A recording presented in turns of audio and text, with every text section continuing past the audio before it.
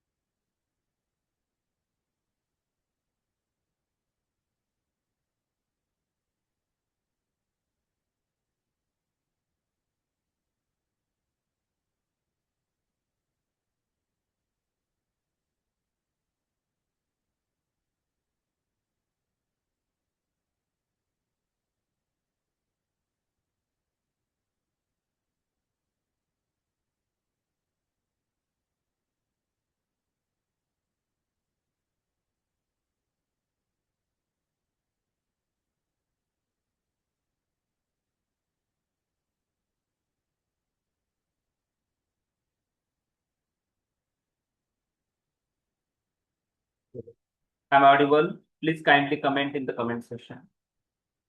Yes, am I audible?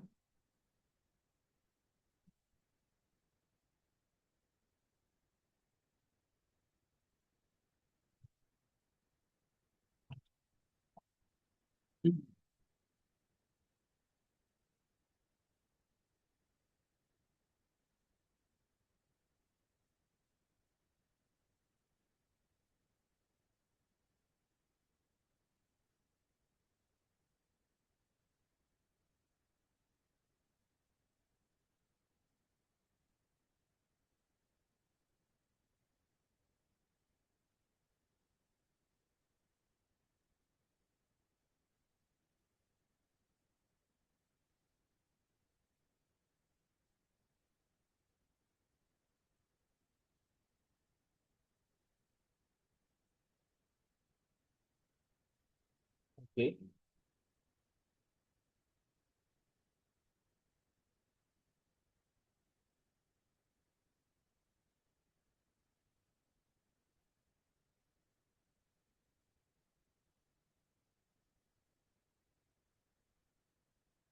The last session,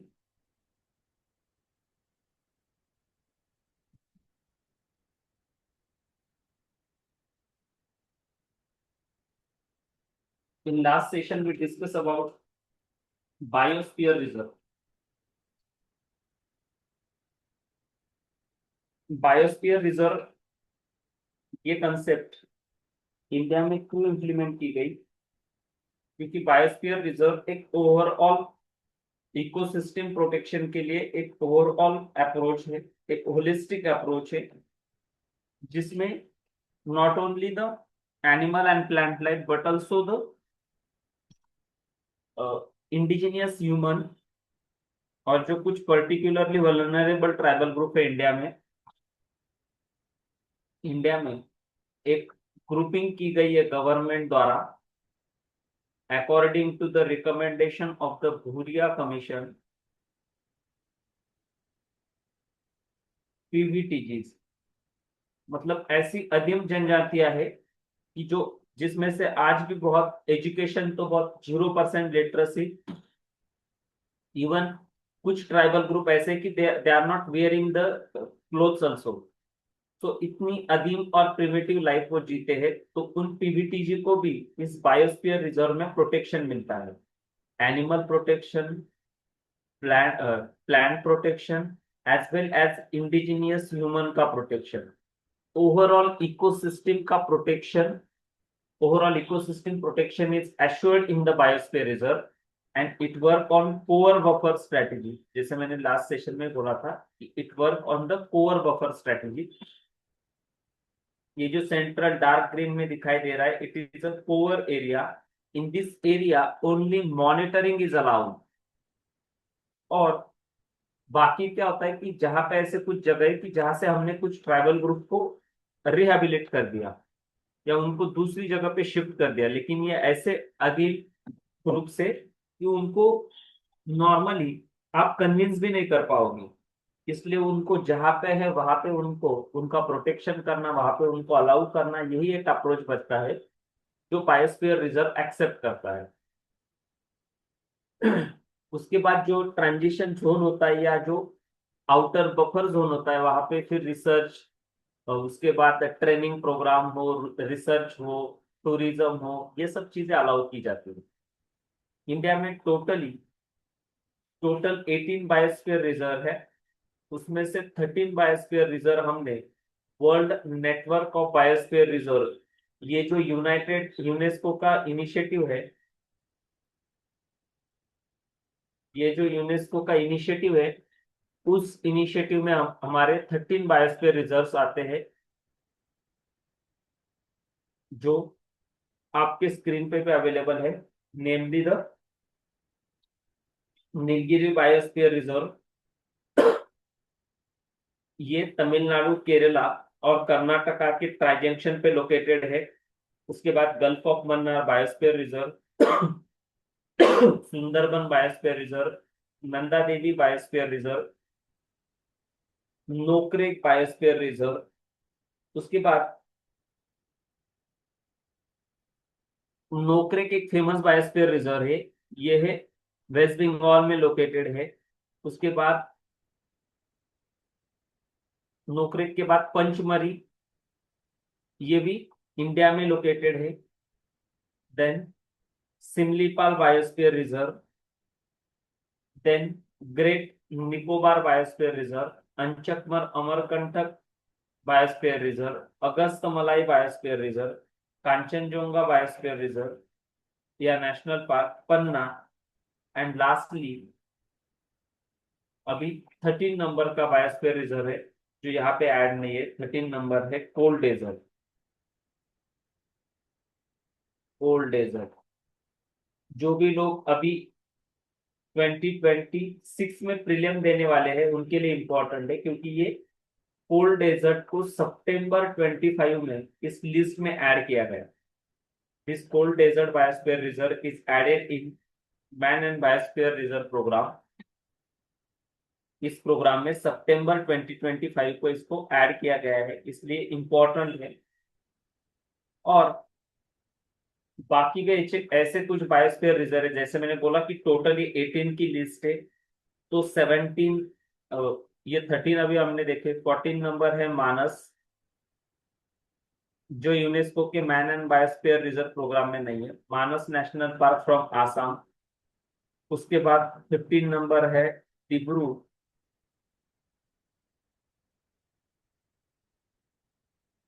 Dibru Saikhowa from Assam. 16 number है Kutch, Kutch from Gujarat. 17 number है Seshachalam hills.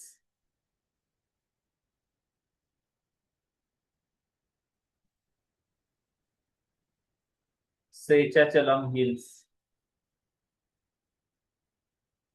And 18 number है तिहांग दिबा।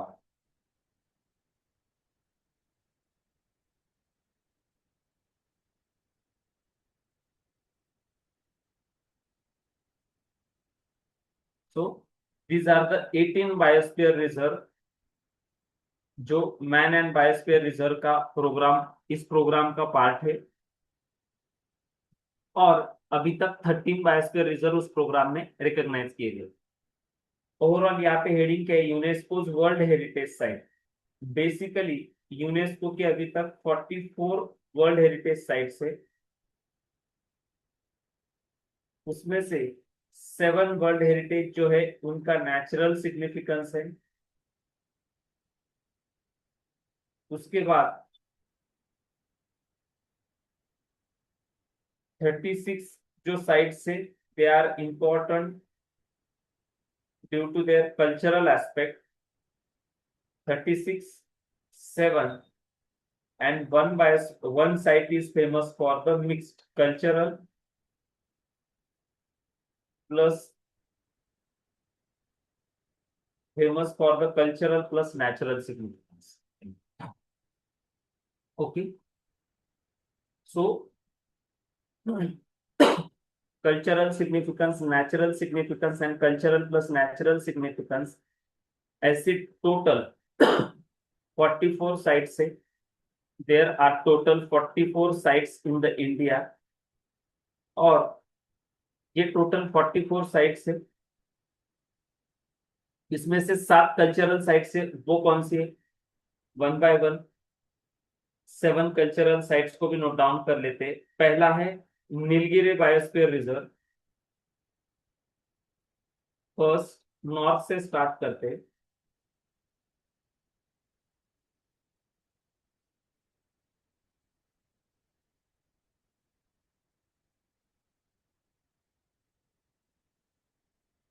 First great Himalayan national park.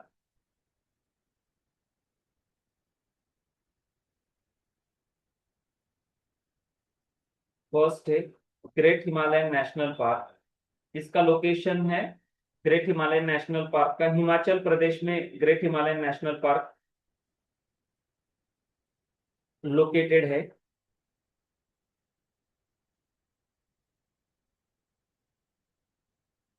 Then second Keoladeo national park. Keoladeo national park from Rajasthan.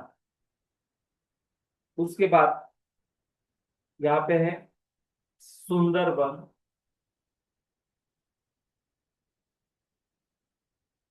Sundarban national park from West Bengal. उसके बाद आसाम में 2 है, Kaziranga.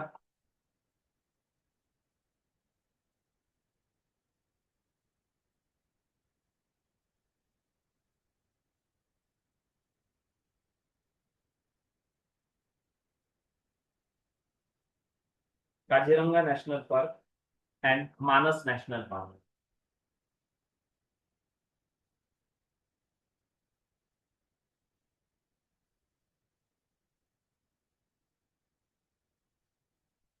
Keoladeo national park, great Himalayan national park, Kaziranga national park, Manas national park, Sundarban national park, then इसके बाद western घाट एक है,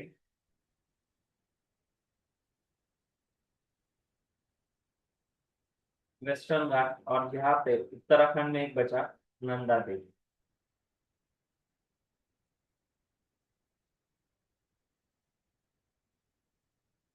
Nanda Devi national park, Nanda Devi and valley of flower एक साथ में। So these are the 7 sites which are protected under UNESCO's world heritage site network. और जो previous 13 sites मैंने बताई वो यूनेस्को का मैन एंड बायोस्फीयर प्रोग्राम है, UNESCO MAB programme. Under that UNESCO MAB programme 13 biospheres are protected, और यहाँ पे 7 नेशनल पार्क प्रोटेक्टेड। ये जो पूरे है वो नेशनल पार्क है। प्रीवियसली जो हमने देखा वो था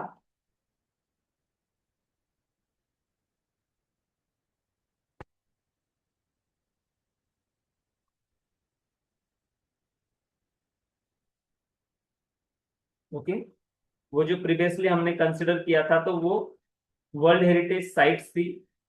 और यहाँ पे सॉरी, ये वर्ल्ड हेरिटेज साइट्स है, और प्रीवियसली वो man and biosphere programme, UNESCO man and biosphere programme है। उसके बाद एक बेसिक क्रोनोलॉजी वाला क्वेश्चन है, स्टेट पीसीएस का question actually. Arrange the biosphere reserve sites in ascending order according to geographical area. ठीक है। उसके बाद basic difference, basic difference between the national park, then basic difference between the national park, then wildlife sanctuary and biosphere reserve। अभी इन तीनों protected areas में बहुत slight difference है, लेकिन हमें इन डिटेल पता होना चाहिए कि क्या डिफरेंस है तीनों में, बिकॉज यूपीएससी प्रीलिम में जो क्वेश्चंस आते हैं उसके लिए हमें बहुत फैक्चुअल क्लैरिटी होनी चाहिए। इसलिए we will discuss the 3 protected areas in separate way. First, conservation. जो नेशनल पार्क है वहां पे क्या कंजर्व किया जाता है? बेसिकली नेशनल पार्क में फ्लोरा,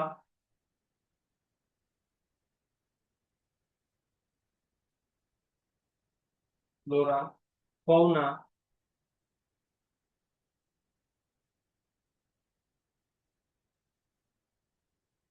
फ्लोरा, फौना, उसका प्रोटेक्शन किया जाता है, लैंडस्केप का प्रोटेक्शन किया जाता है। उसके बाद हिस्टोरिकल ऑब्जेक्ट्स का भी प्रोटेक्शन किया जाता है। There is also protection of historical object. Good morning. There is also protection of the historical object. So ये ओवरऑल प्रोटेक्शन किया जाता है in national park. Then wild life sanctuary, इसमें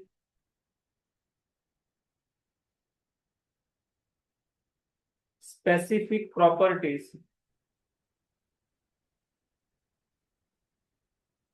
specific properties of animal and bird,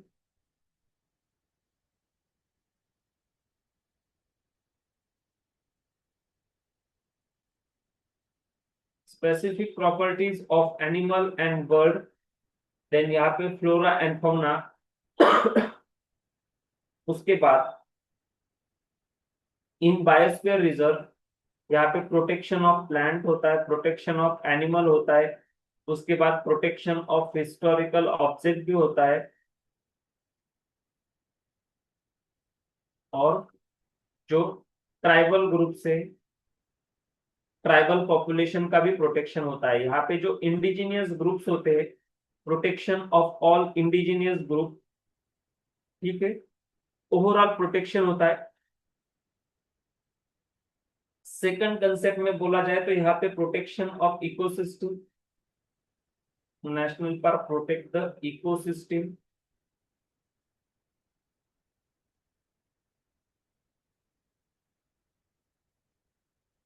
and wildlife.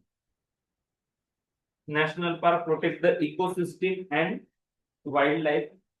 उसके बाद wild life sanctuary में specific spaces को protect किया जाता है।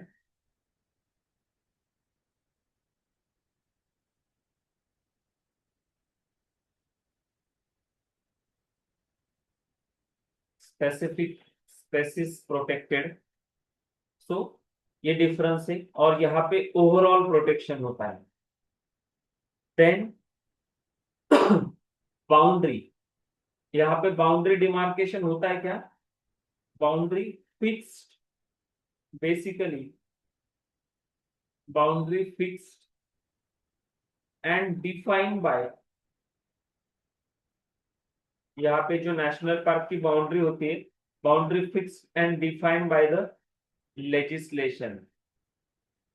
यहाँ पे लॉ द्वारा नेशनल पार्क की बाउंड्री डिफाइन की जाती है। बेसिकली ये जो ओवरऑल ऑल प्रोटेक्शन एरिया है, ये wild life sanctuary act, wild life sanctuary act 1972 का जो वाइल्ड लाइफ सेंचुरी एक्ट है, under that act, wild life sanctuary act, protected area overall protect, इस एरिया को डिक्लेयर किया जाता है, प्रोटेक्ट किया जाता है। उसके बाद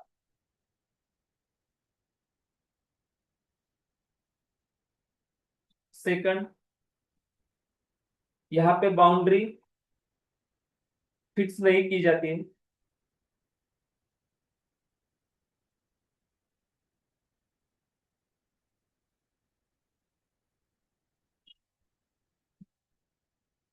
not fixed always.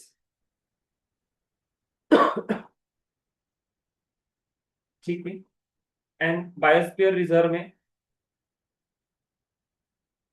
Biosphere reserve में ऑल्सो बाउंड्री फिक्स होती है।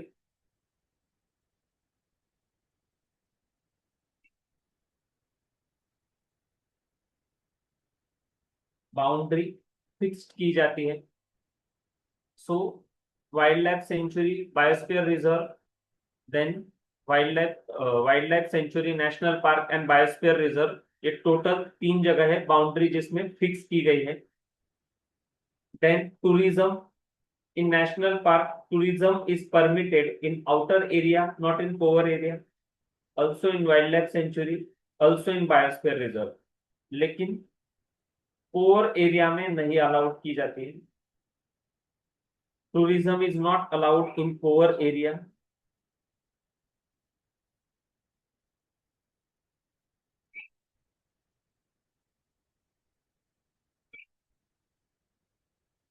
Then human interference,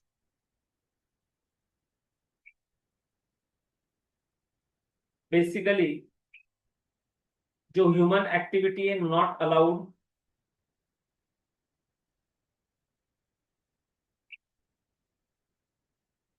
not allowed. Then यहाँ पे रिस्ट्रिक्टेड एंड लिमिटेड,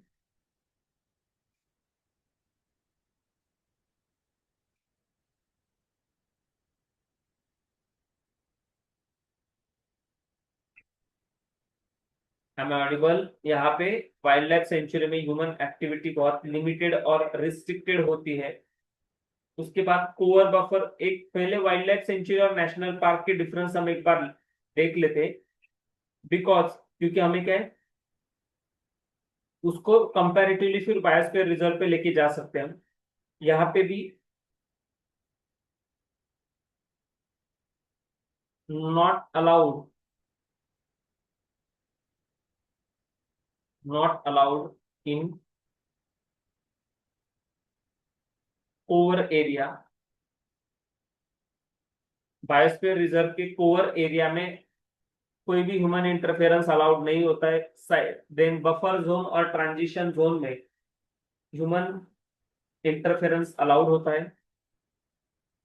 उसके बाद management, scientific management wild life sanctuary में नहीं की जाती है, बायोस्फीयर रिजर्व में की जाती है। यहाँ पे भी नेशनल पार्क में भी की जाती है।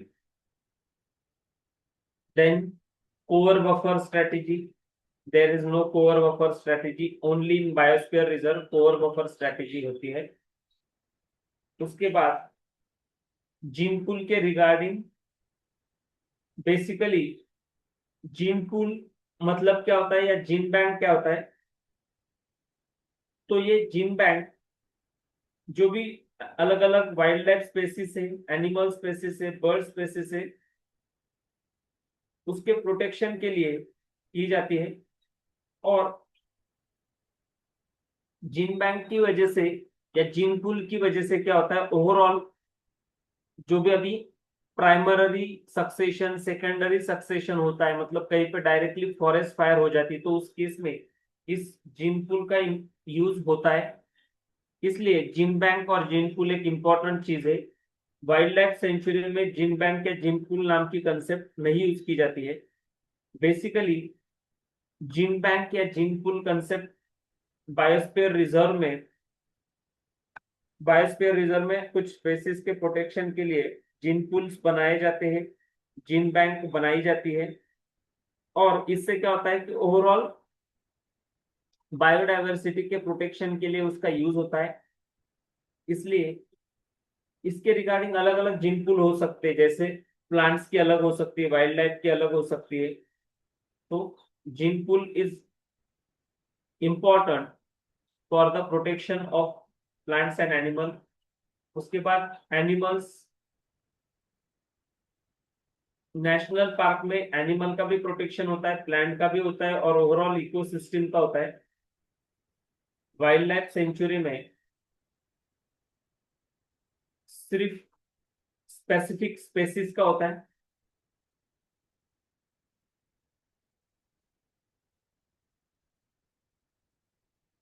स्पेसिफिक स्पेसिस का होता है। और यहाँ पे भी ओवरऑल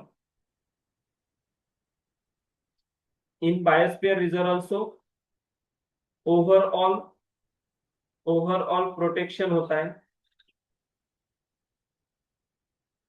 ओवरऑल प्रोटेक्शन होता है।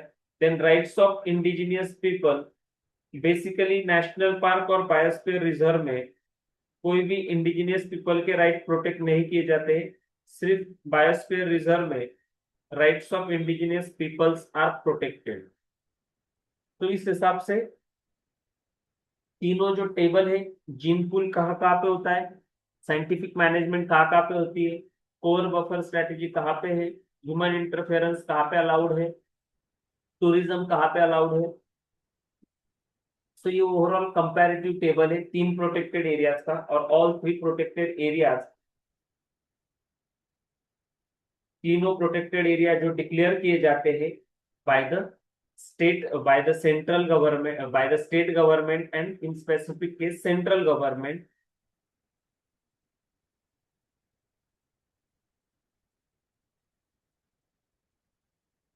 बेसिकली जो नेशनल पार्क होते हैं declared by state government,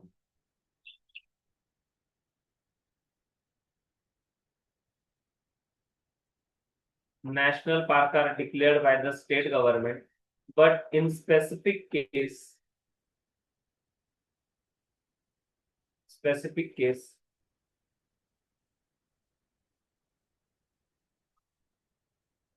it is also declared by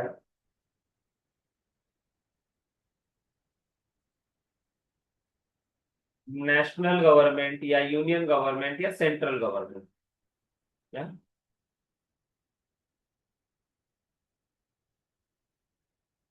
central government.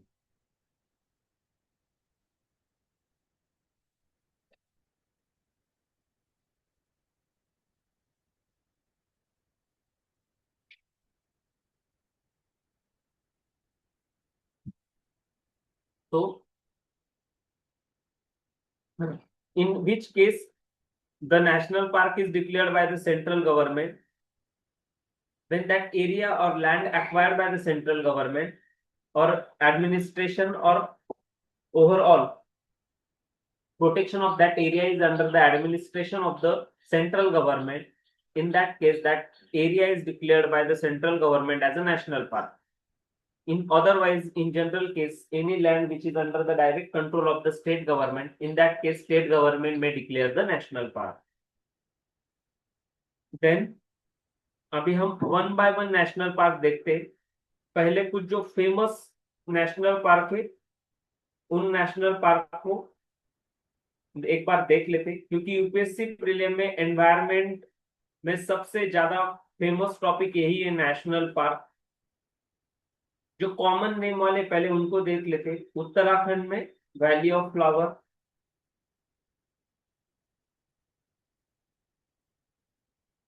Valley of flower national park in Uttarakhand. Then Kerala में साइलेंट वैली नेशनल पार्क है.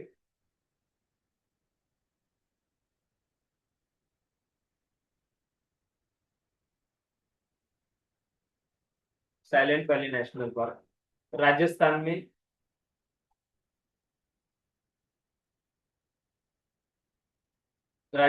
में pin valley national park,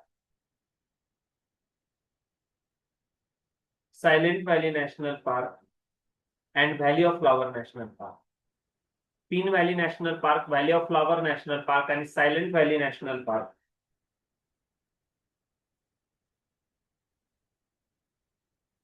these are the three famous national park की जो valley के नाम से होते. Commonly हम कैसे याद रख सकते?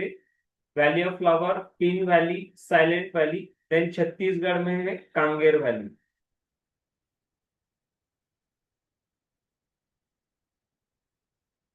Kanger valley national park. So these are the four important national park. ये छत्तीसगढ़ में है, Chhattisgarh, Kerala. Then pin valley Himachal Pradesh में है. ओके. और valley of flower national park Uttarakhand में है. तो these are four national park की जिनमें वैली नाम है. ऐसे ही next Corbett national park. Gym Corbett national park या उसको ही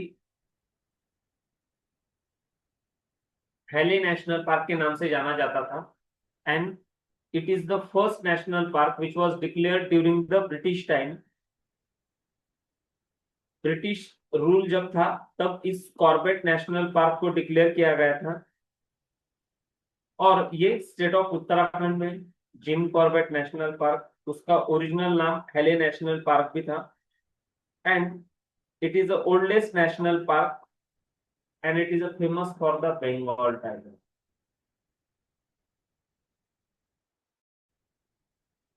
बंगाल टाइगर जो एक इंपॉर्टेंट नेशनल पार्क है. उसके बाद सेकंड नेशनल पार्क है कान्हा नेशनल पार्क. एरिया पता होनी चाहिए. Madhya Pradesh. Tadoba national park Maharashtra. Madhav national park Madhya Pradesh. Then Bandhavgarh national park, Bandhavgarh ये भी मध्य प्रदेश में. बांदीपुर इन कर्नाटका. काजीरंगा इन आसाम. ठीक है, वही है. देन बानेरघट्टा.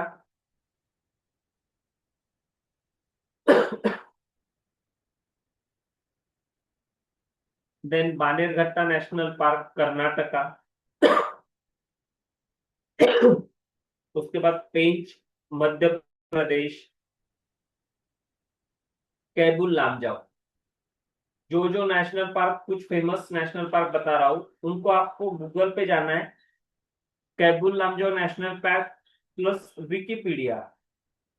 और विकिपीडिया पे थोड़ा पढ़ना है और उसके regarding at least in 5 to 7 statement, 5 से 7 स्टेटमेंट आपको आपके नोटबुक में उसके रिगार्डिंग लिखना है.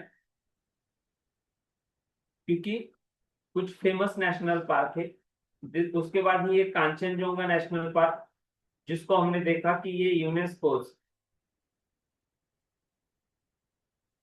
वर्ल्ड हेरिटेज साइट से out of 7 it is one of the world heritage site.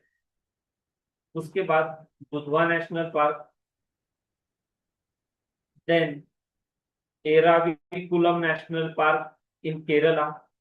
Similipal national park, ये भी एक फेमस है। Similipal national park in Orissa, नया नेशनल पार्क है Similipal national park in Orissa.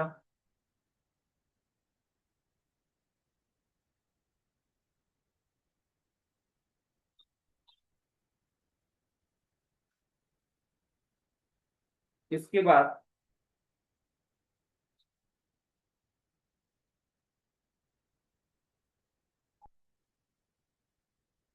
Initially क्या था, ये सिमलीपाल टाइगर रिजर्व था।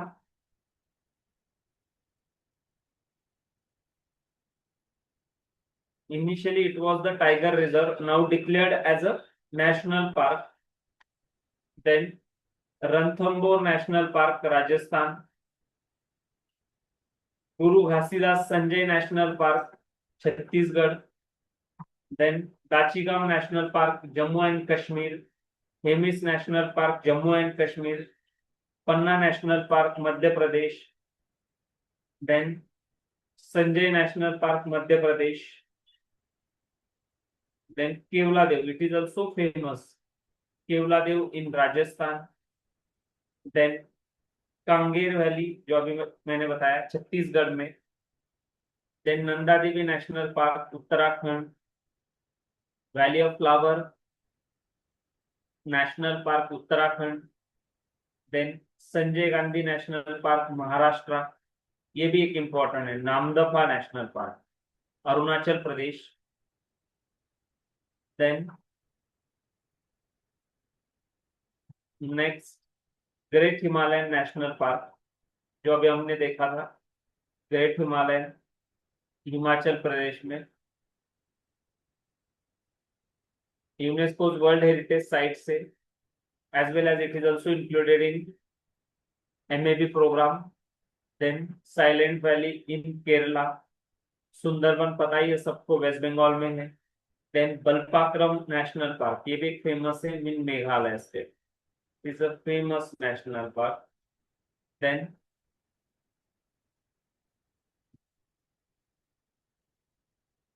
just give me 1 minute, I will finish this. Then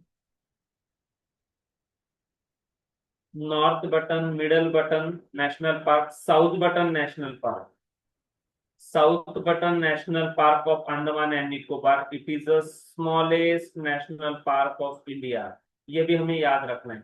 इसी साल सिमलीपाल नेशनल पार्क को डिक्लेयर किया है as a 10 national park, 107 national park. So we must know the smallest national park. कौन सा है स्मॉलेस्ट नेशनल पार्क?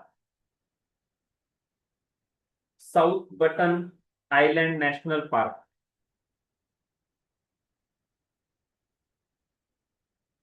उसके बाद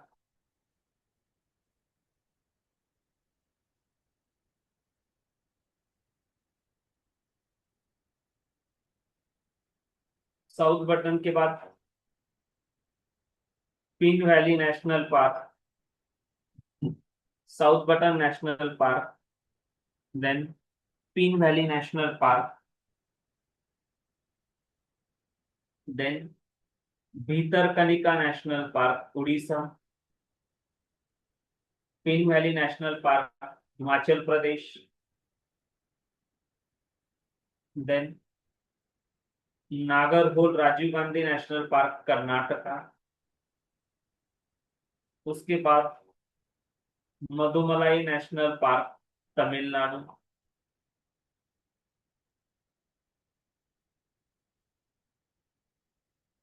then Kongpui blue mountain national park, Mizoram.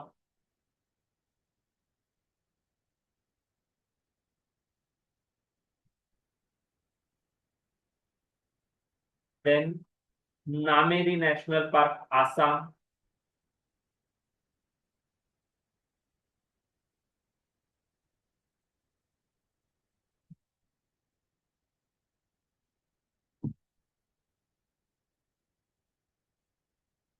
Then Rajiv Gandhi national park, Andhra Pradesh.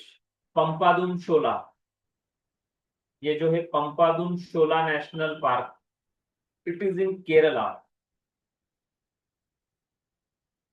Shola is a temperate grassland. क्या है शोला?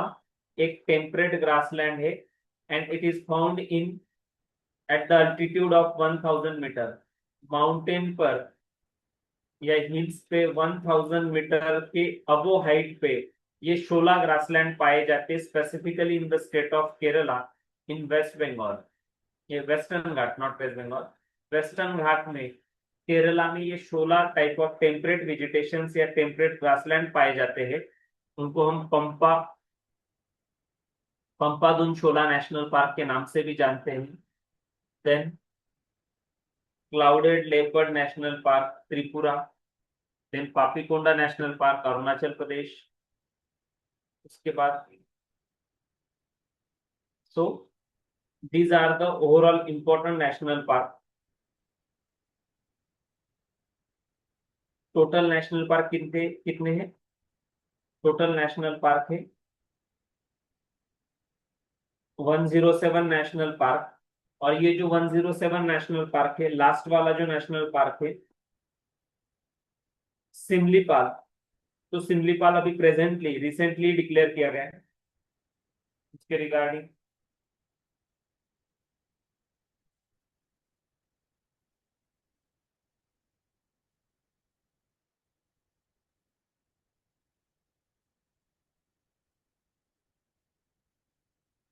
Similipal national park, देखिए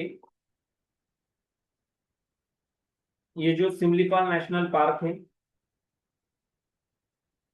उससे पहले नेशनल पार्क के रिगार्डिंग कुछ इंपॉर्टेंट फैक्ट्स को यहाँ पे नोट डाउन कर रहा हूँ। फर्स्ट, तो total number of national park 107। Second, first national park कौन सा है? जो मैंने अभी बताया था आपको, Jim Corbett.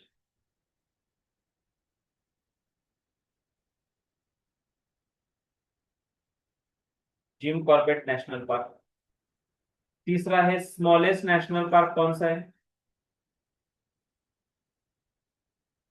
Smallest national park south button,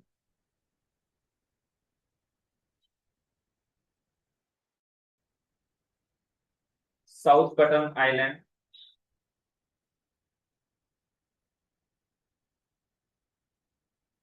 south button island Assam. उसके बाद जो लार्जेस्ट नेशनल पार्क है उसका नाम क्या है? Hemis national park from Jammu and Kashmir. उसके बाद टोटल एरिया कितना है? Total area 1.3% of the total land area of India is under this protected areas. तो ये कुछ इंपॉर्टेंट फैक्ट्स थी with regarding to the national park. उसके बाद सबसे ज्यादा नेशनल पार्क कौन से स्टेट में? तो वो है एमपी 9, और दूसरा है अंडमान एंड निकोबार आइलैंड, जहां पे भी 9 नेशनल पार्क है। सबसे ज्यादा नेशनल पार्क के नंबर इन्हीं दो एरियाज में, मध्य प्रदेश में 9, और उसके बाद अंडमान और निकोबार में भी 9 नेशनल पार्क है। तो ये दो जगह की इंपॉर्टेंट है। उसके बाद 5-6 महाराष्ट्र, वेस्ट बंगाल, या ऐसे स्टेट है कि यहाँ पे 5-6 नेशनल पार्क पाए जाते हैं। उसके बाद basically declaration of the national park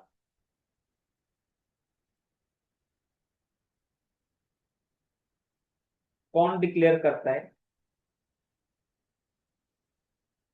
normally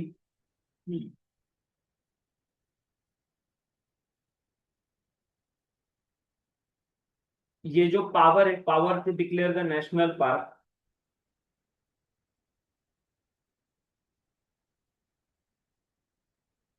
power to declare the national park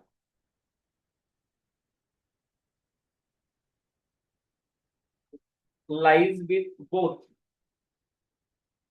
ये जो पावर है to declare the national park lies with both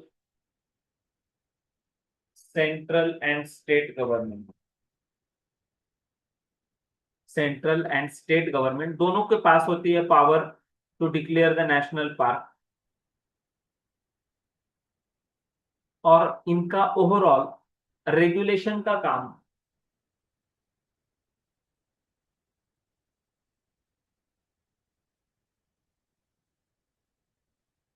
इनका ओवरऑल रेगुलेशन का काम सेंट्रल गवर्नमेंट करती है।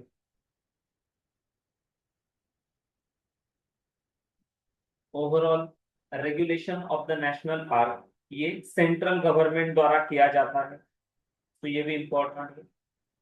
Declaration,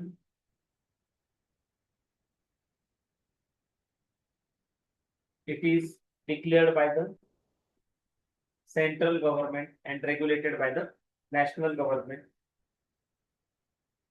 Okay, am I audible?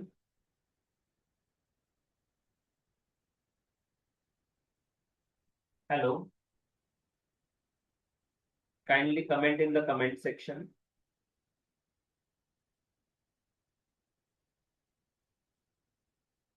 Am I audible?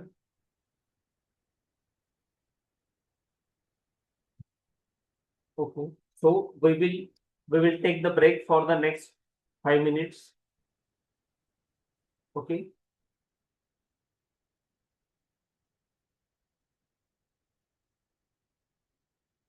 Next 5 minute के लिए ब्रेक रहेगा, उसके बाद सेशन रिज्यूम होगा, सब लोगों ने ज्वाइन करना है।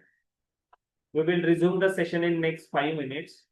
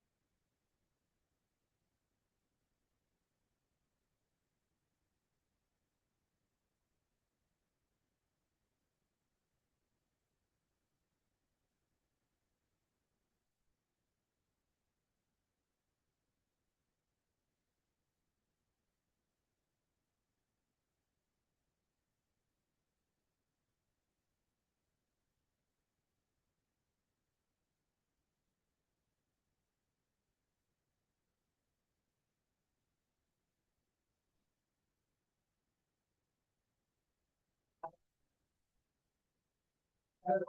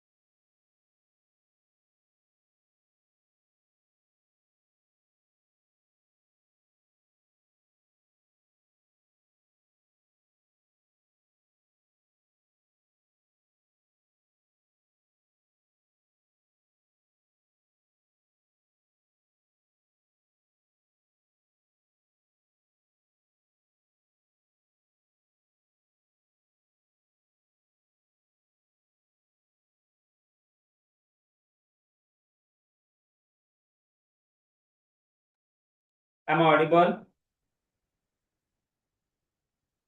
So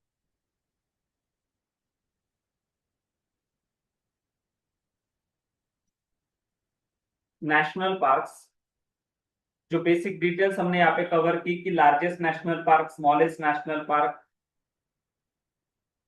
देन कौन रेगुलेट करता है, कौन अल्टर करता है। तो उसके बाद और एक इंपॉर्टेंट फैक्ट है with regarding to the national park. Am audible? Yes. So basically, yes yes,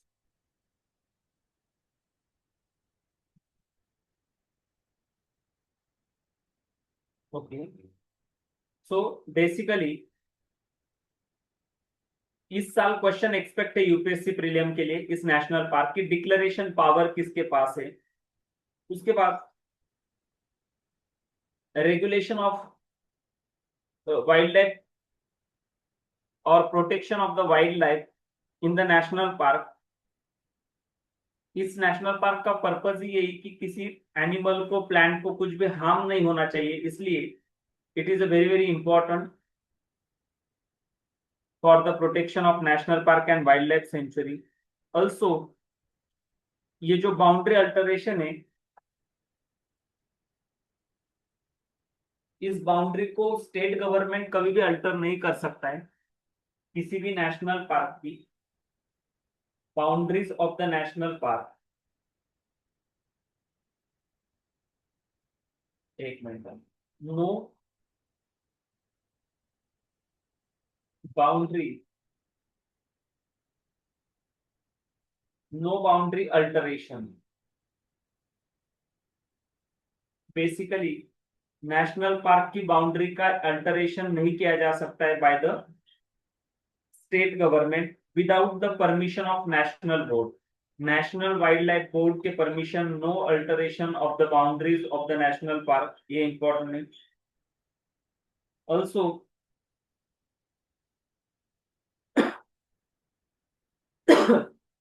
जब नेशनल पार्क में कुछ ह्यूमन एक्टिविटी भी अलाउ करना है इंटरनल एरियाज में, तो चीफ वाइल्ड लाइफ वार्डन की परमिशन के बिना कुछ भी एक्टिविटी अलाउड नहीं होती है। तो ये कुछ बेसिक इन्फो है नेशनल पार्क के नाम, डिक्लेयरिंग पावर, रेगुलेशन की पावर, देन बाउंड्री अल्टरेशन की पावर, और ओवरऑल ह्यूमन एक्टिविटी परमिट करने के लिए नेशनल पार्क में चीफ वाइल्ड लाइफ वार्डन की परमिशन लेनी पड़ती है। तो ये कुछ इंपॉर्टेंट बेसिक चीजें कि हमें पता होनी चाहिए, क्योंकि इस साल बहुत एक्सपेक्टेड है ये क्वेश्चन नेशनल पार्क पे। ओके।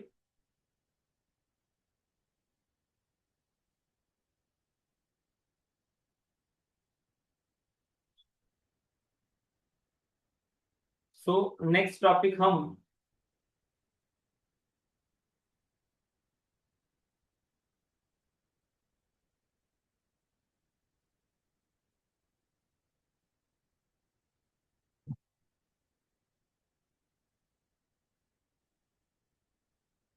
नेक्स्ट जो टॉपिक है हमें,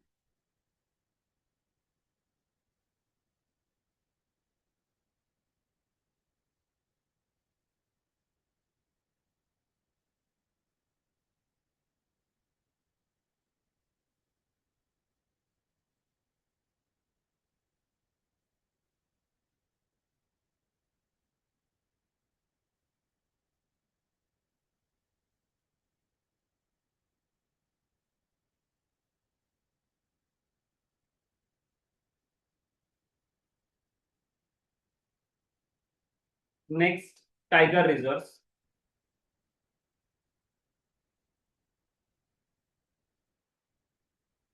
अभी जैसे हमने वाइल्ड लाइफ सेंचुरी को कवर किया, एक मिनट, टेक्निकल ग्लिच हो रहा है। यस, जैसे हमने वाइल्ड लाइफ सेंचुरी की कवर किया, same way tiger reserves.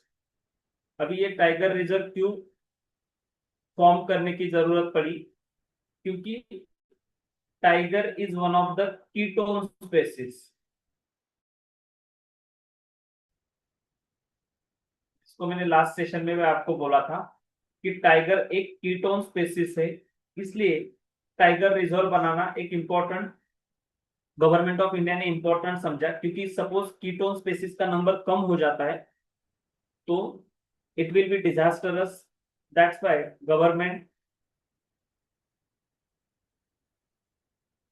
government has reserved the certain areas for the protection of tiger reserve, and we call it as a tiger reserve.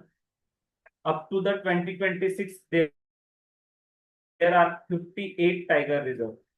अभी तक 2026 तक नंबर कंसिडर करेंगे तो ये टाइगर रिजर्व का number कितना हो गया है? 58 हो गया है। And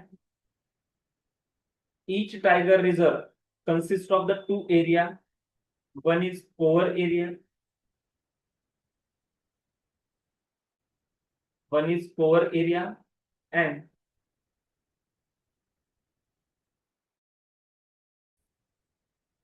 second is buffer area. ये जो टाइगर रिजर्व है, it is also work on the core buffer strategy. सिर्फ कोवर बफर स्ट्रेटेजी पे ही बेस्ड है ये। कोवर एरिया जो है ये क्रिटिकल टाइगर हैबिटेट है, कि जहां पे critical permitted, a strictly protected region from where human activity is minimal। Minimal मतलब क्या है? सिर्फ प्रोटेक्शन के रिगार्डिंग की ह्यूमन एक्टिविटी अलाउड होती है। बफर एरिया में ह्यूमन एक्टिविटी अलाउड होती है।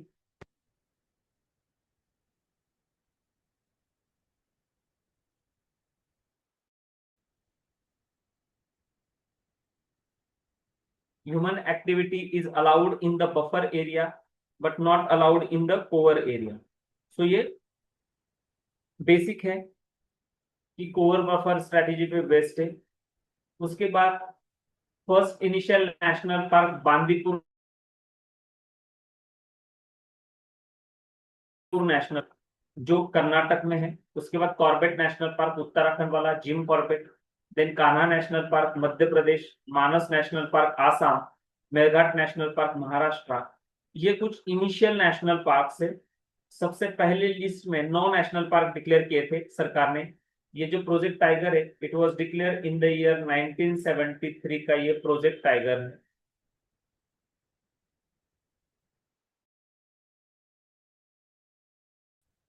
Under project tiger initially they declare national as a tiger reserve. And अभी प्रेजेंटली ये नंबर कितना हुआ है?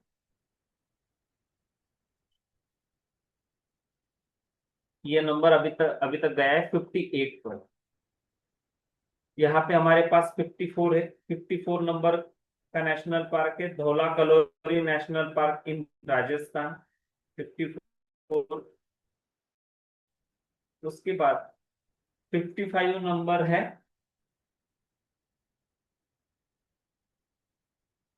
वीरांगना दुर्गावती टाइगर रिजर्व। वीरांगना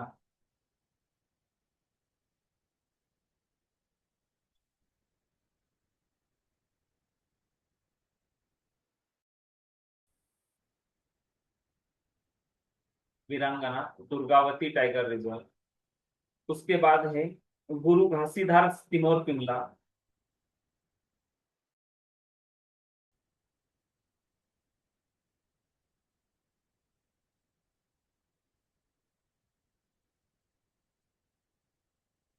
गुरु Ghasidas Tamor Pingla national park. Then उसके बाद रिसेंटली एक डिक्लेयर किया है माधव नेशनल पार्क। ये एक्चुअली 58 है और 57 है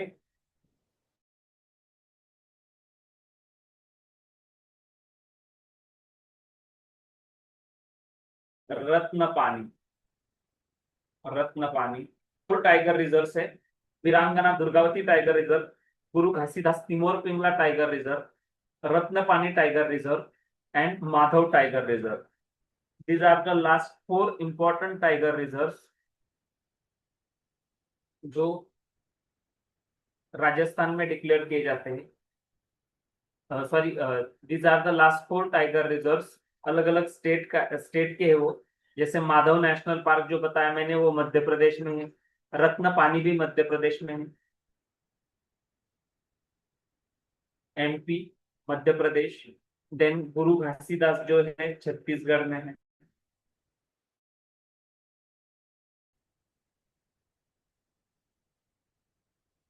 छत्तीसगढ़ में है। उसके बाद Veerangana Durgavati, it is also in the state of Madhya Pradesh. So ये ओवरऑल 58 टाइगर रिजर्व है।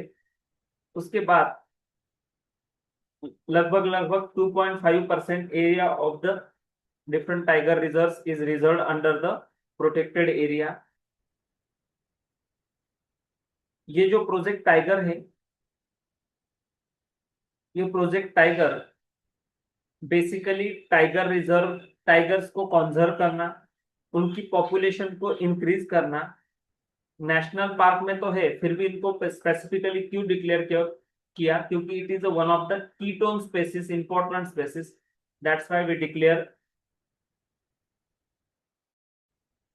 This project tiger. Under the project tiger, one important authority is NTCA. NTCA, what is NTCA?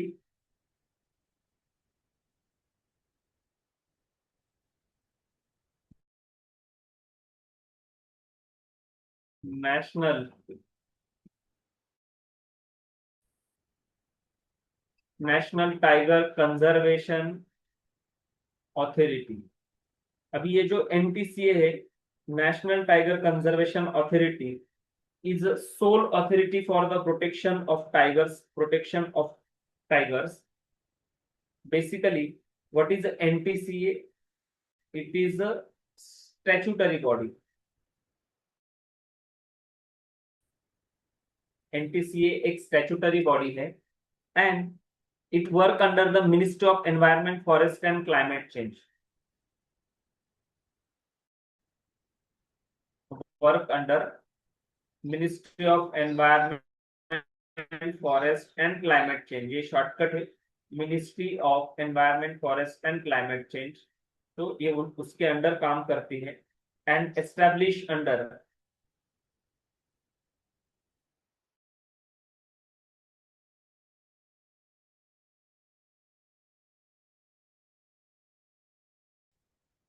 Establish under कौन से एक्ट के अंडर इस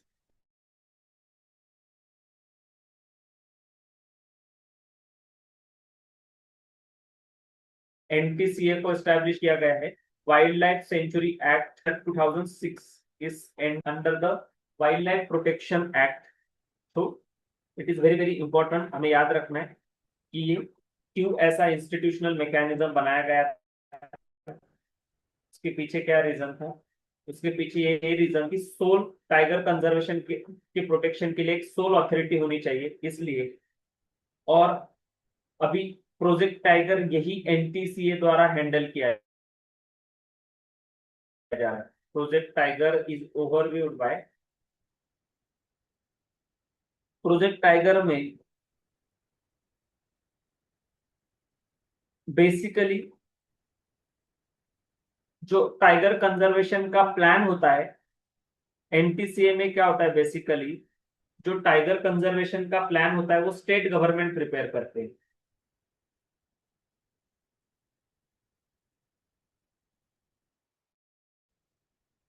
plan actually prepared by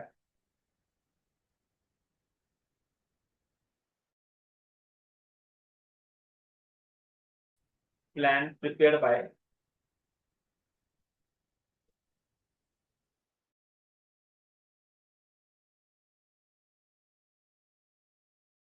state government. Plan state government prepare करता है और उस prepare किया हुआ प्लान को अप्रूवल देने का काम ये एनपीसीए करता है। मतलब किसी स्टेट को किसी स्पेसिफिक एरिया को टाइगर रिजर्व डिक्लेयर करना है तो वो प्लान प्रिपेयर करते हैं, फिर उसको गवर्नमेंट को पेश करते हैं, उसके बाद एनटीसीए उसको परमिशन देता है। और उसके बाद एनटीसीए का दूसरा है कि standards for the tourism, tourism के लिए स्टैंडर्ड डिजाइन करना।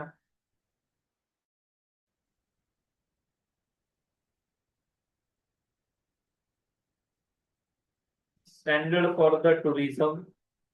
उसके बाद बेसिकली एनटीसीए का टोटल फंक्शन, उसको जो पावर प्रोवाइड की गई उसके अंडर ही चलता है। और चेयरपर्सन कौन होता है इसका? एनटीसीए का चेयरपर्सन या चेयरमैन, ये चेयरपर्सन और चेयरमैन पे बोलना रहेगा। जो ministry of environment forest and climate change का मिनिस्टर होता है, वही चेयरपर्सन होता है। एमओपी, एमओएस, एमओईएफसीसी, ये मिनिस्टर होता है। और vice chairperson,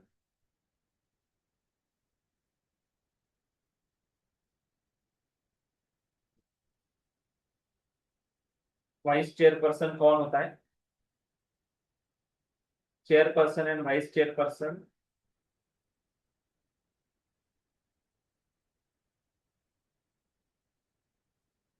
minister of state यही होते हैं।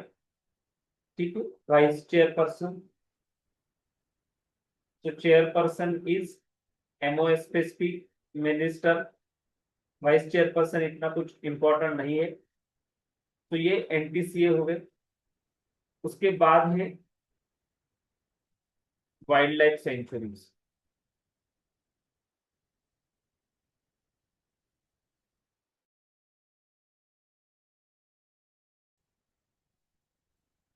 हमें पता है कि वाइल्ड लाइफ सेंचुरी का रोल क्या है, specific protection of specific community. जो कुछ स्पेसिफिक कम्युनिटी है,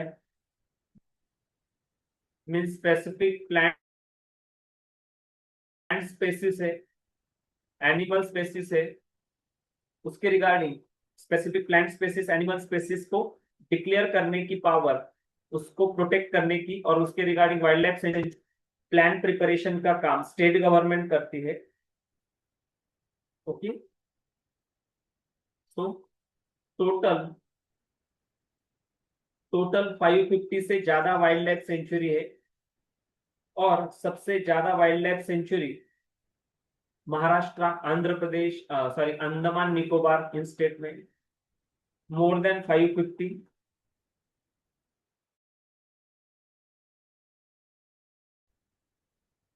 पर ये नंबर वैरी होता रहता है, लेकिन टोटल काउंट 570 के आसपास है। और सबसे पहले largest century,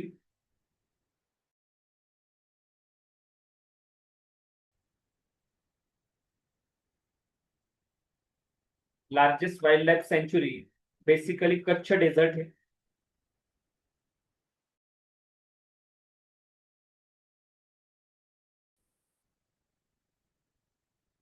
Kutch desert wild life sanctuary, it is the largest wild life sanctuary of India, largest sanctuary तो ये हमें पता होना चाहिए कि लार्जेस्ट सेंचुरी कौन सी है। उसके बाद हाईएस्ट नंबर ऑफ सेंचुरीज,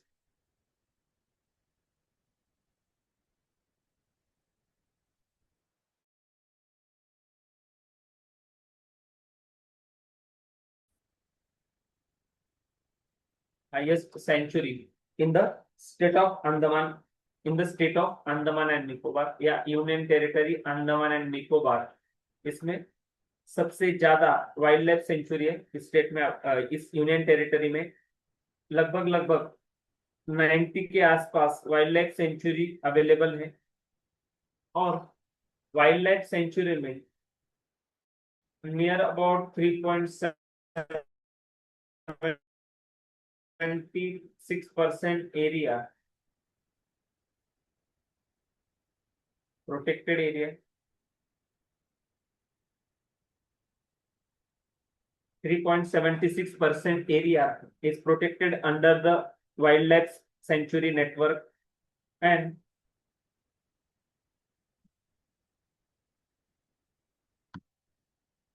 ये जो वाइल्ड लाइफ सेंचुरीज है,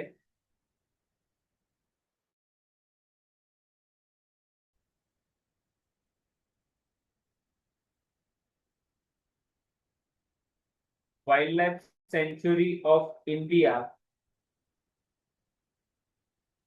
wild life sanctuary of India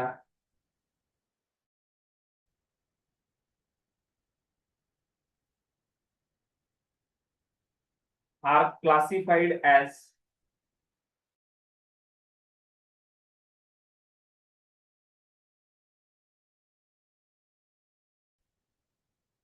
are class 4 IUCN category 4 protected areas.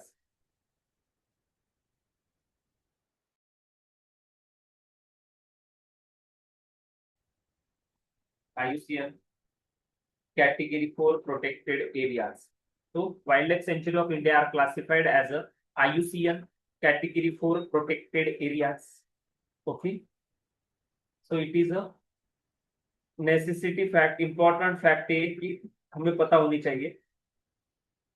और जैसे मैंने बोला प्रीवियसली, हाईएस्ट सेंचुरीज कहाँ पे है, सबसे ज्यादा highest sanctuary in Andaman and Nicobar, और सबसे लार्जेस्ट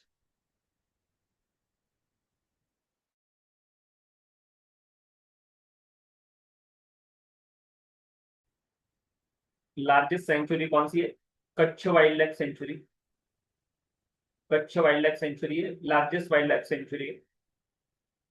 तो आई होप कि यहाँ तक आपको याद होगा। तो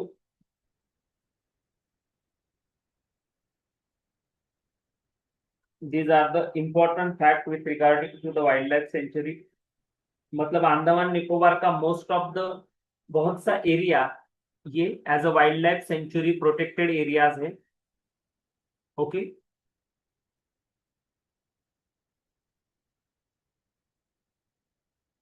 just give me 1 minute.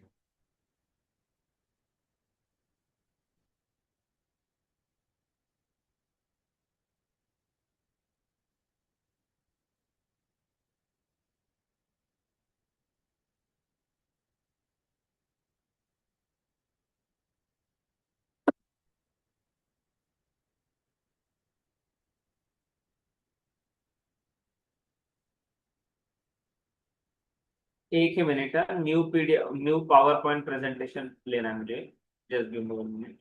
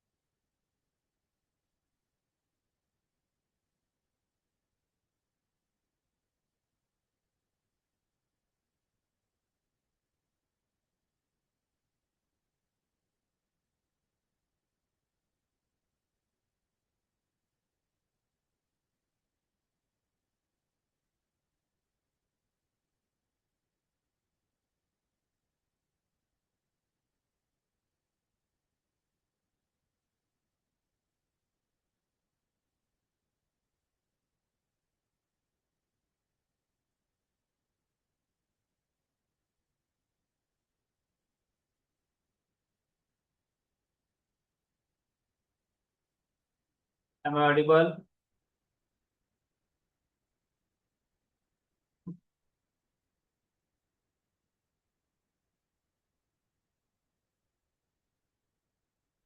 Next important,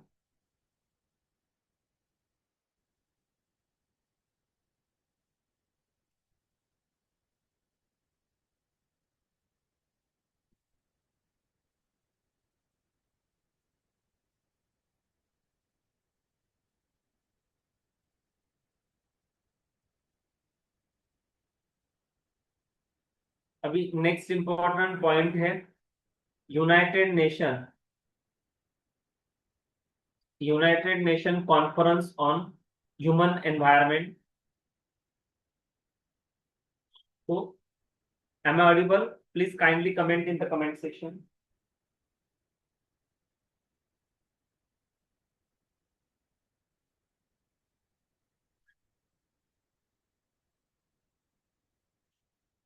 So no.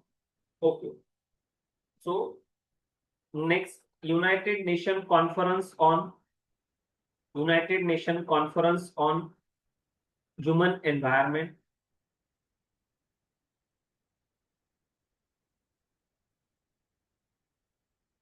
So ये United nation conference on human environment,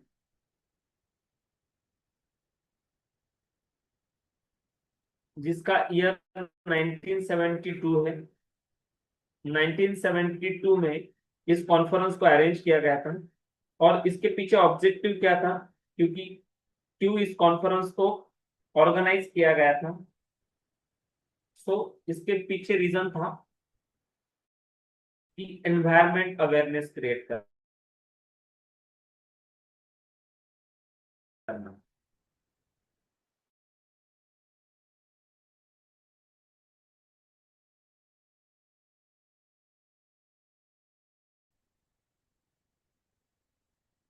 human को एड करना. व्हाई एनवायरमेंट अवेयरनेस क्रिएट करना, क्यों ये इंपॉर्टेंट है. It is important. Why it is important, because हर एक टॉपिक को, जैसे अर्बन फ्लडिंग अभी हो रही है, अर्बन एरियाज में बहुत पानी अर्बन एरियाज में बहुत पानी कलेक्ट हो जाता है और उसकी वजह से traffic problem, overall problem create हो जाते हैं. तो ये जो अर्बन फ्लडिंग, ये कंसेप्ट भी 1980s के दौर से डिस्कस हो रही है, लेकिन अभी तक हमने उस पर काम नहीं किया. उसके बाद अर्बन हीट आइलैंड, मतलब जो कुछ अर्बन एरियाज है वहां पे ज्यादा हीट फील के दशक से अर्बन फ्लडिंग पे 1980s में डिस्कशन स्टार्ट हो गया. एनवायरनमेंट पे 1972 में डिस्कशन स्टार्ट हो गया. लेकिन due to lack of environmental awareness we are not working on this problems. और यही 1972 में इस कॉन्फ्रेंस का यही ऑब्जेक्टिव था कि ह्यूमन अवेयरनेस को जनरेट करना, लोगों में अवेयरनेस पैदा करना. इसलिए इस कॉन्फ्रेंस को ऑर्गेनाइज किया गया और it was organise in the Stockholm. It is a city in Sweden. Sweden में से एक सिटी है और इसको यूनाइटेड नेशन ने ऑर्गेनाइज किया था.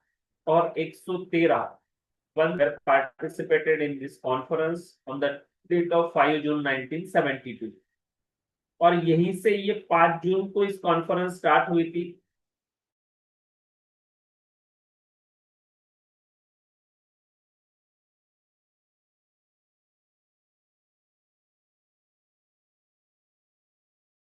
इसलिए हर साल हम 5 जून, वर्ल्ड एनवायरनमेंट डे, 5 जून को सेलिब्रेट करते हैं एनवायरनमेंट डे. तो उसके पीछे रीजन यही है कि एक लैंडमार्क कॉन्फ्रेंस ऑर्गेनाइज की गई थी 5 जून 1972 को. और इसका ऑब्जेक्टिव था, क्या ऑब्जेक्टिव था, ग्लोबल एनवायरमेंटल इश्यूज को एड्रेस करना.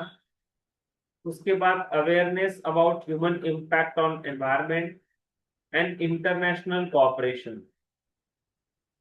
तो to address the global environmental issues, to create the awareness about the human impact on environment, to promote international cooperation. So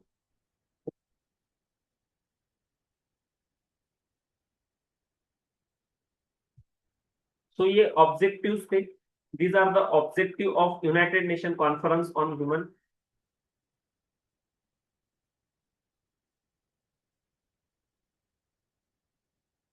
और इस कॉन्फ्रेंस के बाद, और यही कॉन्फ्रेंस था कि पहला इसमें क्लाइमेट चेंज को डिस्कस किया गया.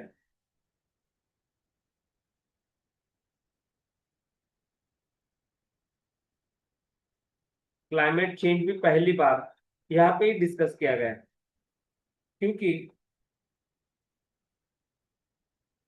बेसिकली इस यही समय था कि जब क्लाइमेट चेंज और एनवायरमेंटल प्रॉब्लम को डिस्कशन स्टार्ट हो गया. और इस कॉन्फ्रेंस से पहले actually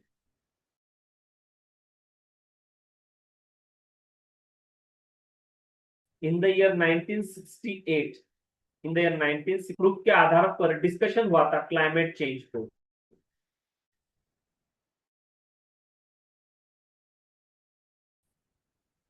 United Nations assembly in the year 1968. और उसके बाद ये सामने आया, आइडिया सामने आया कि स्टॉकहोम कॉन्फ्रेंस को ऑर्गेनाइज करना पड़ेगा. फिर स्टॉकहोम में फर्स्ट टाइम इस कॉन्फ्रेंस को ऑर्गेनाइज किया गया इन the year in the year 1972. मतलब 68 से ही एनवायरनमेंट के रिगार्डिंग, क्लाइमेट चेंज के रिगार्डिंग डिस्कशन स्टार्ट हो गए थे. और उसका ब्रेक थ्रू फाइनली 1972 में आया, 5 और 6 जून ऑफ 1972. और फर्स्ट कॉन्फ्रेंस ऑर्गेनाइज की गई. ओनली वन अर्थ उसकी थीम लाइन थी. Only one earth, only one earth we need to focus. इसके लिए इस कॉन्फ्रेंस को ऑर्गेनाइज किया गया. और उसके बाद जैसे ये कॉन्फ्रेंस हुई, उसके बाद और एक ब्रेक थ्रू मिला. इस कॉन्फ्रेंस के बाद यूएनईपी को एस्टैब्लिश किया गया है, यूनाइटेड नेशन एनवायरमेंटल प्रोग्राम, जिसका हेडक्वार्टर नैरोबी में. एक्चुअली इसकी डेट ऑफ एस्टैब्लिशमेंट 1975 है. This United Nation environment programme was establish. इस कॉन्फ्रेंस को बनाया गया.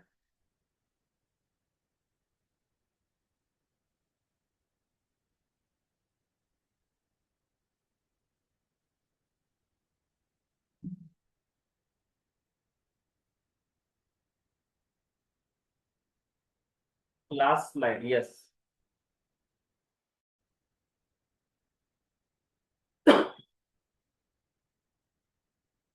This is the last slide. 1972 में स्टॉकहोम कॉन्फ्रेंस को ऑर्गेनाइज किया गया with the theme only one earth. Okay.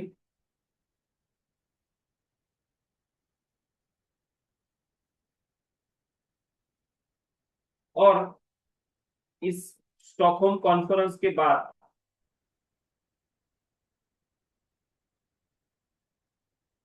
Yes just a minute.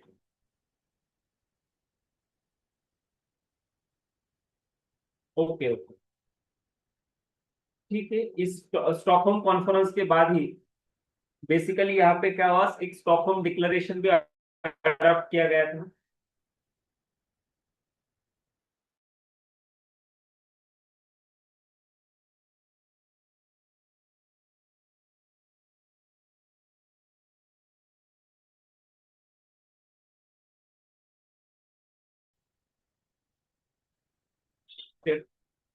In the year 1972 Stockholm declaration को adopt किया गया था. उसके बाद इसमें पहली बार डिस्कस हुआ कि नेचुरल रिसोर्सेस को प्रोटेक्ट करना है.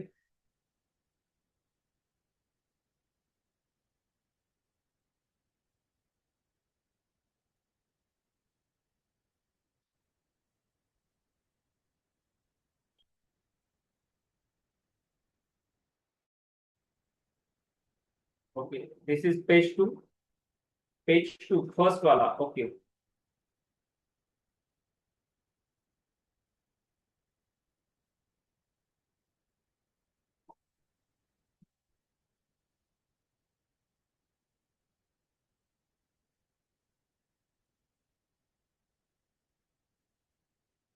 ओके, तो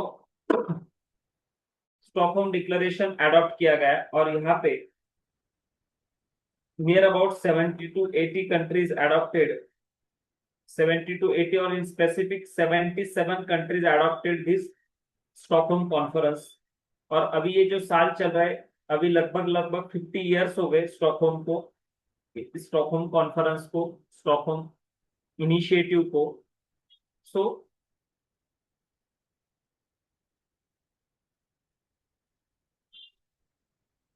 इस स्टॉकहोम कॉन्फ्रेंस में 3 डायमेंशंस को अडॉप्ट किया गया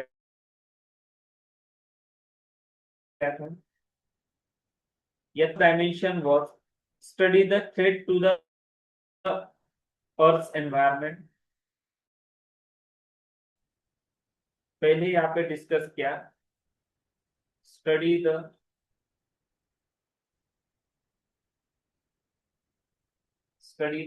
थ्रेट्स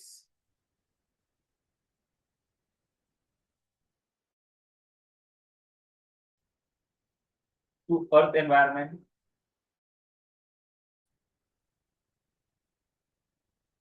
उसके बाद सेकंड डिस्कशन हुआ, countries agreed not to harm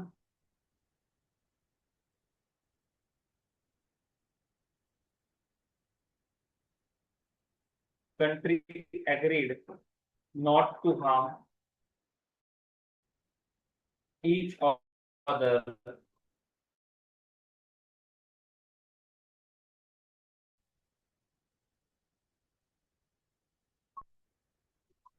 not to harm each others, not to harm each others or areas beyond national jurisdiction. Not to harm each other was the second dimension that was discussed in the Stockholm Conference. And third important dimension, establishment of UNEP.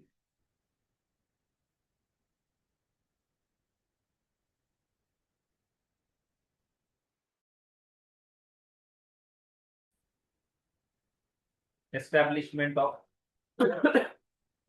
establishment of UNEP was the third point. तो ये 3 important dimension थे कि जिस पे इस conference में काम किया गया। और उस कॉन्फ्रेंस के बाद इंडिया में कुछ रिफ्लेक्शन हुए, जैसे by way of 42nd constitutional amendment act A and 51st A as a fundamental duties, ये 2 चेंजेस इंडियन कॉन्स्टिट्यूशन में किए थे। और उसके बाद formation of pollution control board, central pollution control board, उसके बाद एनवायरमेंटल पॉलिसीज, ये हमने स्टार्ट कर दिया। सो ये दोनों impact, formation of central pollution control board हो या एनवायरमेंटल पॉलिसीज हो, ये डायरेक्टली स्टॉकहोम कॉन्फ्रेंस के ही रिफ्लेक्शन है। And water prevention and control pollution act 1974,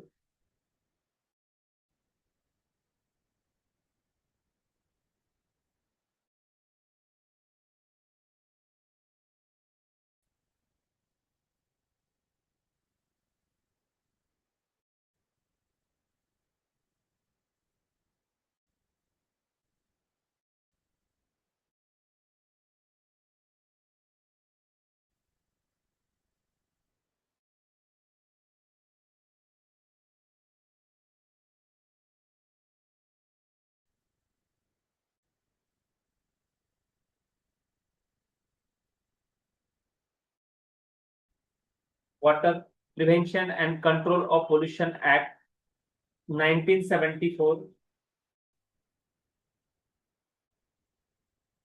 पहला। उसके बाद air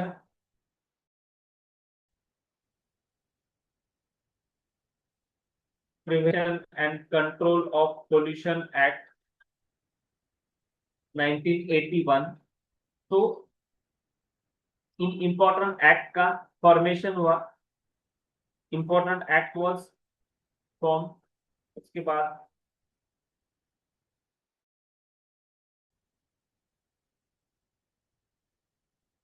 central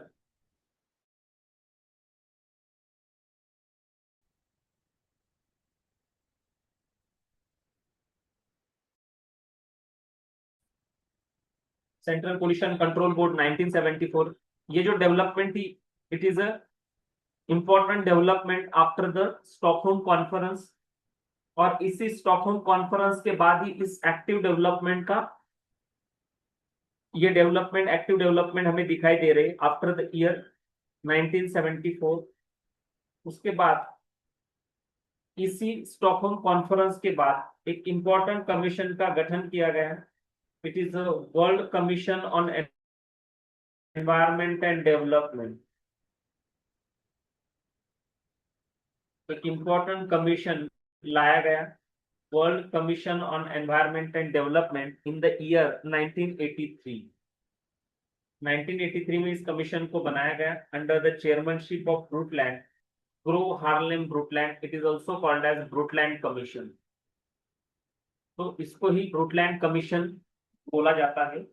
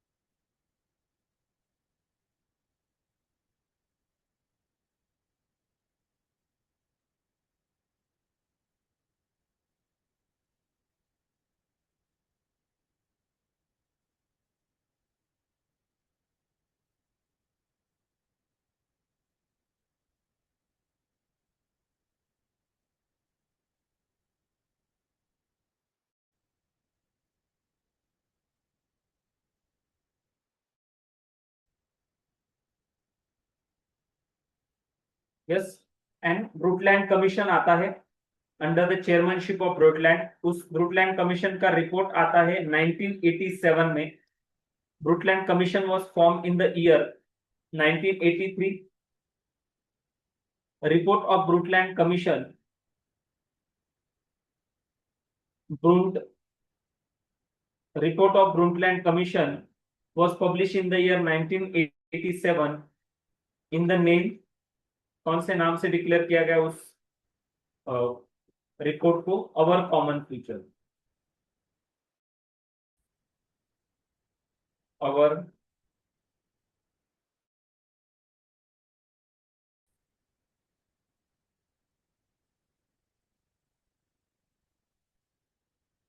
our common future. World Commission on Environmental development is declared under the name World Commission on Our Common Future। Basically इस commission को क्या target दिए गए थे? To find the solution for the environmental degradation and also to find the solution for sustainable economic development। Sustainable economic development, और दूसरा है कि एनवायरमेंटल डिग्रेडेशन को सॉल्यूशन फाइंड करना। और इसके लिए ही उन्होंने उस रिपोर्ट को पब्लिश किया, और उस रिपोर्ट में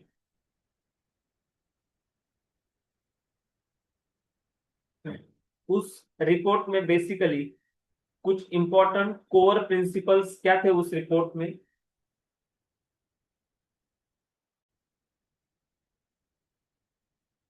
या उस रिपोर्ट्स की फैक्ट फाइंडिंग क्या थी? Core principles of the report for sustainable development.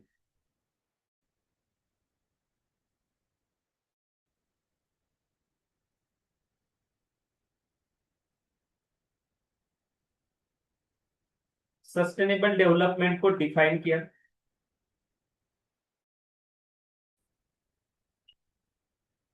First, sustainable development was defined. Then second, global responsibility पे भी हाईलाइट किया. Global responsibility means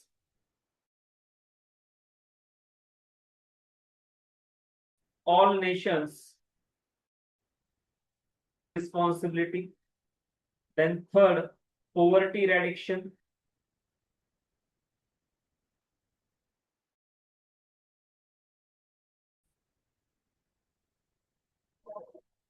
Poverty eradication one, global responsibility two, sustainable development three. So these are the three key interconnected areas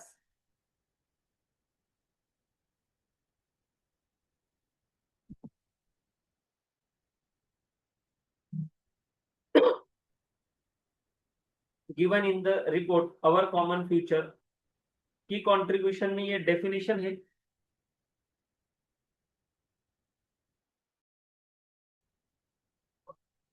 separate आना था. Separate आना. देखिए चलिए development that meets the need of present without compromising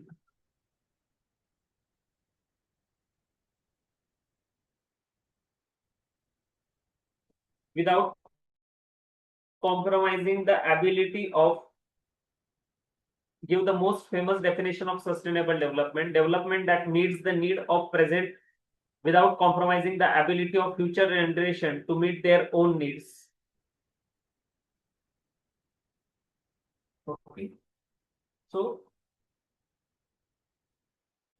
this is the key contribution of the report. ये sustainable development की important definition यहाँ पे provide की गई in the report. उस सस्टेनेबल डेवलपमेंट के साथ other focus area development and environment में बैलेंस रखना, पॉवर्टी रिडक्शन करना, रिसोर्सेज को कंजर्व करना, उसके बाद लॉन्ग टर्म इकोलॉजिकल सस्टेनेबिलिटी पे फोकस करना, यही इस ब्रूटलैंड रिपोर्ट में दिया गया था. और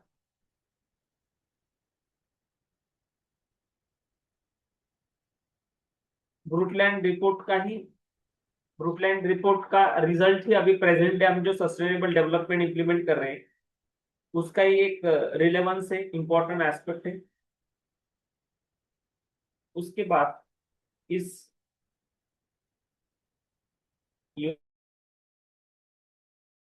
United Nations Conference on human environment उसके 20 साल बाद एक 1992 में एक अर्थ समिट होती है.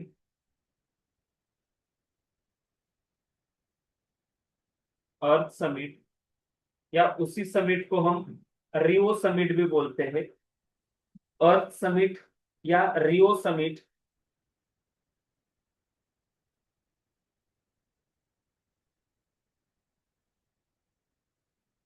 Okay. am I audible now? Due to connectivity it may happen. Am I audible now? Yes.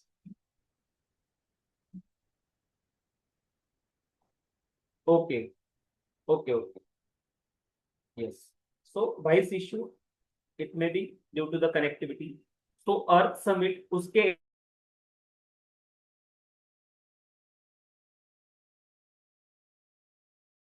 Exactly 1972 के बाद एग्जैक्टली 20 ईयर बाद कॉन्फ्रेंस ऑर्गेनाइज की जाती है and it is called as Earth Summit, Rio Summit in the year 1972। अभी ये जो Rio है, रियो लोकेशन है, it is located in state of in the Brazil state. United, उसका फुल फॉर्म भी यही है, United Nations Conference on Environmental development.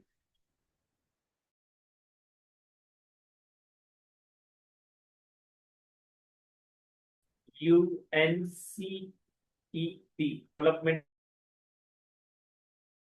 And environment, या United NCED, and it was organized in the city Rio de Janeiro, Rio de Janeiro in Brazil, and summit के नाम से भी जाना जाता है। ठीक है, 3 to 14 जून में इस समिट को ऑर्गेनाइज किया गया था, और बेसिकली इसी समिट का एक इंपॉर्टेंट की रिजल्ट, या इस समिट में क्या क्या डेवलपमेंट हुई थी, तो 3 डॉक्यूमेंट पब्लिश किए गए थे in this conference. 3 documents were published.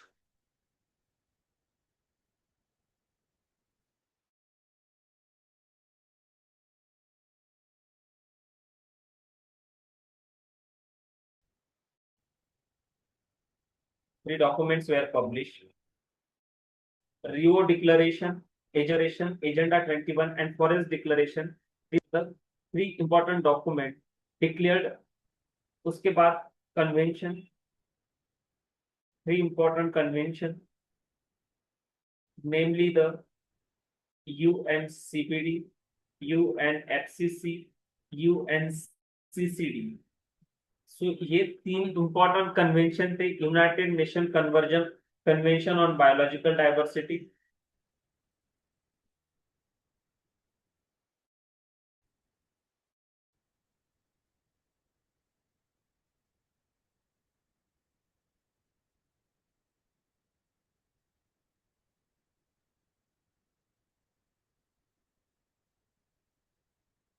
United Nations Convention on Biological Diversity, United Nations Framework Convention to combat the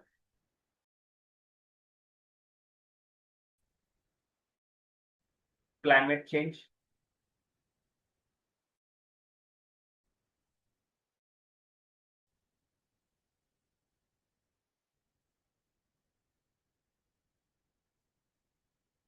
framework. Third, UNCCT, United Nations Convention to combat the desertification. तीसरा था United Nation convention to combat the desertification. तो ऐसे 3 important convention यहाँ पे हुए थे, और वो तीनों लीगली बाइंडिंग है। All 3 principles, all 3 conventions are legally binding. Then 3 documents are released in this conference: Earth Summit or United Nations Conference on Environment and Development, UNCD,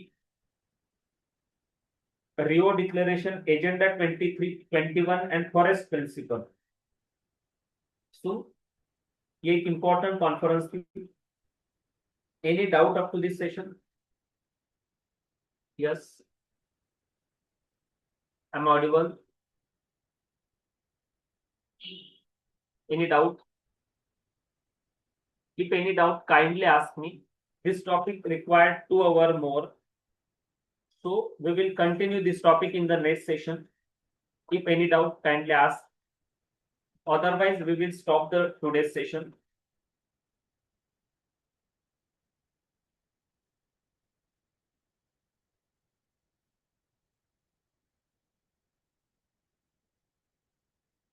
In the national park, 1.3 is a total protected area. Means total area of India is 33 lakh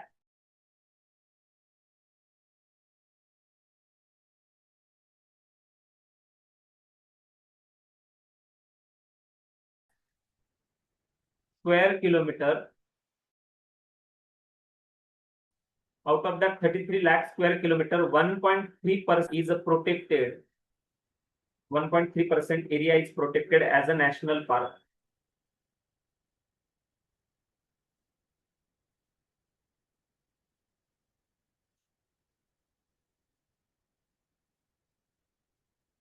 Okay.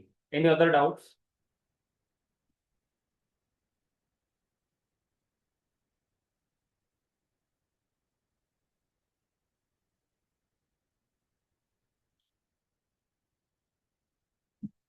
Okay. Thank you so much for watching this session. We will meet tomorrow. Okay. Thank you so much.